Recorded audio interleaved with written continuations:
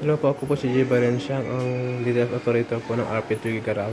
Ito po yung DTF machine po namin na nagamit ng 6 na araw na may total meters na 31.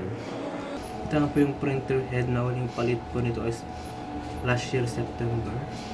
Ito po yung copy na may 90% good condition. Head clean.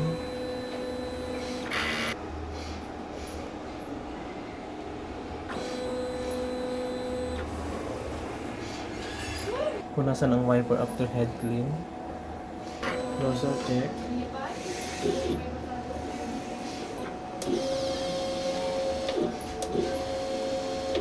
Ito naman yung ink tank area. Ang ink system level is tama lang. Ito naman yung waste tank na nilisan kahapon. ABR. Ground wire. Ito naman yung stock ng used ink. Unused. DTF powder. And DTF film. Update down po yung daily output record po namin. Consumable withdrawal. Weekly physical inventory.